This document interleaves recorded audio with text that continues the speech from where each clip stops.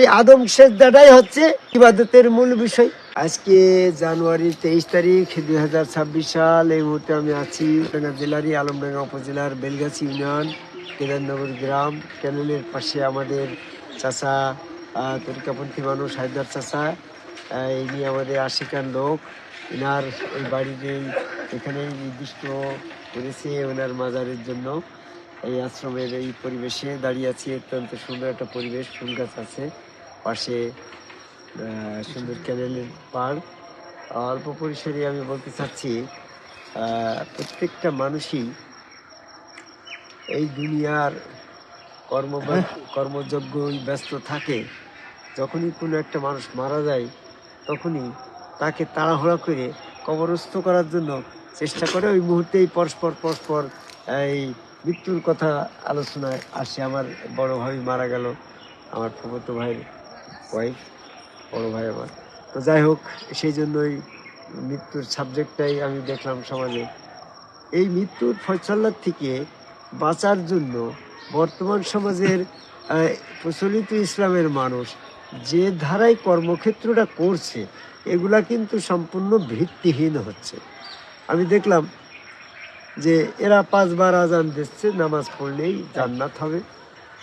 এরকম সূরা মারিজের 34 নম্বর আয়াত এখানে বলছে কি, যে যারা সালাত হেফাজত করল তাদের জন্য জান্নাত।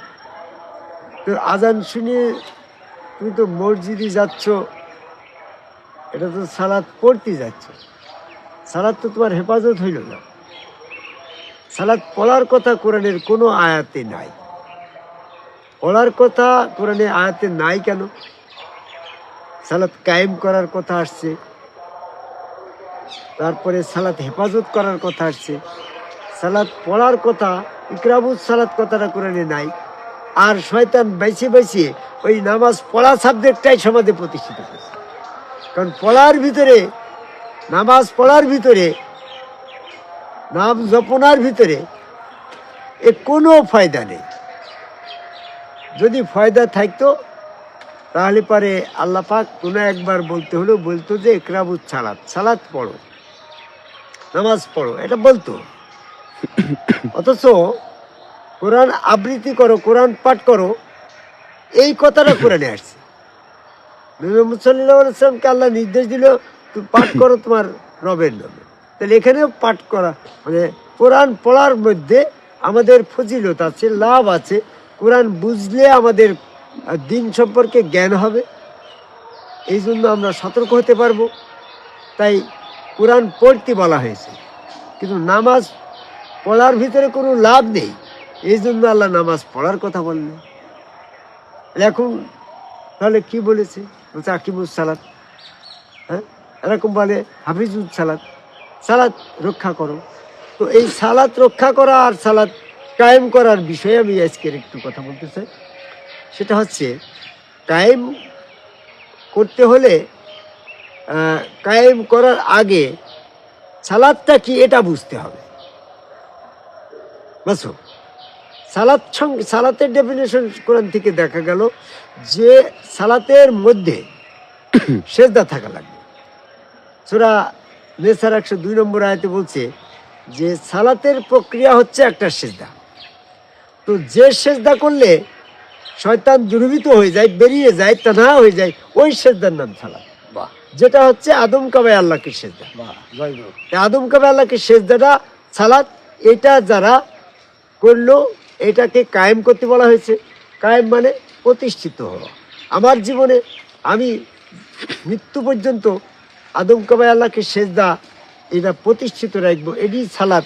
এটার থেকে যেন আমি শয়তানের কথা মতন তাবলিগ আলা, জামাত ইসলাম, চরমোনাই, ফুরফুরা, মানিকগঞ্জ, আটরশি, হিজবুত তাহরির, হেফাজত ইসলাম, কাদিয়ানি, টুপি পাগড়ি, জুব্বাধারা, মোসকাটা, যে সমস্ত আদম সেজদা বিরোধী কাফের, শয়তান, ইবলিসের অনুসারী, এদের কথা মতন যে তুমি আদম সেজদার থেকে মাথা উঠাই ফেললে তোমার সালাত কায়েম হইল না।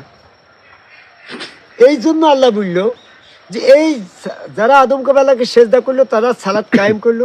আর এই সালাত কায়েম করাটারে যারা হেফাজত করলো, ওই তাবলিগ আলাগের কথা মতন, মামুনুল হকের কথা মতন, যে আদম সেজদা হচ্ছে ফেরেশতাদের জন্য, ওটা মানুষের জন্য না। আরে মূর্খ, মানুষের জন্য যদি না হবে তাহলে ইবলিস তো ফেরেশতা না, সে তো জিন। তাহলে শুধু জিন ফেরেশতার জন্য হইলো, জিন কেন সেজদা করলো না, না করলে তার কাফের হয়? মানুষের জন্য না হয়, ইউসুফ আলাইহিস সালামকে সেজদা করলে ইউসুফের 11 ভাই, এটা তো এখানে কোরআনে আসছে। কাজে এইগুলা কথা দিয়ে মানুষকে বিভ্রান্ত করার কাজ হচ্ছে শয়তানি কাজ। সূরা আরাফের 16 নম্বর আয়াতে বলছে, আমি সামনের থেকে পিছন দিকে, হ্যাঁ, চতুর্দিক থেকে তোমাকে, ডাইনের থেকে বামে থেকে সামনে পিছন দিক থেকে, এই সিরাতুল মুস্তাকিম থেকে যাতে তোমাকে বেরিয়ে নিয়ে যাওয়া যায়, আঘাত করবো, আক্রমণ করবো। এই আদম সেজদার এই সালাত থেকে তোমাকে বের করে নেওয়ার জন্য বিভিন্নভাবে মানুষ তোমাকে যেন এই সালাতের সাবজেক্টটার থেকে দূরে সরাই না নিয়ে যায়, এজন্য তোমাকে সালাত কায়েমের নির্দেশ দেওয়া হয়েছে। আর যারা মৃত্যু পর্যন্ত এই সালাতটাকে রক্ষা করে গেল, তাদের জন্য জান্নাত দেওয়া হবে। এটা সূরা মারিজের 34 নম্বর আয়াতে বলছে, যারা সালাত রক্ষা করলো। এখানে কিন্তু সালাত পড়ার কথা বলে নাই। তুমি আজান দিয়ে নামাজ পড়লেই তোমার সালাত রক্ষা হইলো, এটা তো না। সালাত যেহেতু আদম সেজদা, তুমি আদম সেজদা করো নাই, তোমার সালাতই নাইতে পড়িয়ে না, তুমি করবা না, পড়িয়ে তো রক্ষা হচ্ছে না। যদি তুমি আদম সেজদাকারী হও, তাহলে মৃত্যু পর্যন্ত আদম সেজদার মধ্যে থাকাটাই হচ্ছে সালাত রক্ষা করা বা হেফাজত করা। এটা না করে তুমি মরার ভয়তে এই আজানের সাথে দৌড়বি, মসজিদে যাই নামাজ পড়ি পারছো, পড়াই কোনো ফজিলত হবে না। মৃত্যুর ভয়ে যদি তোমাকে ভীতু হতে হয়, তাহলে মৃত্যুর পূর্বেই আদম কাবাই সেজদা নামের ওই সালাত কায়েম করে সেটার রক্ষা করো, যেন মৃত্যুর পর যখন তোমার পায়ে সেজদা দিতে বলা হবে, আল্লাহর পায়ে সেজদা দিয়ে তুমি জান্নাতে চলে যাবা। একটা কথার ভিতরে কিন্তু একটু লজিক থাকতে হবে। আল্লাহ বললো সালাত রক্ষা করলে তোমার জান্নাত হবে, কিন্তু তুমি আদম সেজদা না করে যদি তুমি ওখানে পরীক্ষায় ফেল করো, তাহলে তোমার তো দোজকে দিয়ে দিয়েছে। তাহলে আদম সালাত রক্ষা করলেই তোমার জান্নাত হবে, কথাটা তখনই ঠিক হচ্ছে যখন তোমার সালাতের ভিতরে আদম সেজদা আছে। কারণ পরীক্ষায় তো পড়ছে আদম সেজদা, ওই পরীক্ষায় তো তোমার এই আজান দিয়ে মসজিদে কয়েক ওয়াক্ত নামাজ পড়তে গেছে, এটা তো পরীক্ষায় আসছে না। পরীক্ষা আসছে আদম সেজদা করিস কিনা, তাহলে আদম সেজদাটাই হচ্ছে সালাত। কারণ আদম সেজদা যারা রক্ষা করেছে তারাই জান্নাতে গেল, আদম সেজদাকারীরা সব জান্নাতে গেল। আর সূরা মারিজের 23 নম্বর আয়াত বলে যারা সালাত রক্ষা করে তারা জান্নাতে গেল। তাহলে এই দুই কথার রেফারেন্স দিয়ে প্রমাণ হইল যে নিশ্চয়ই আদম সেজদাটাই সালাত।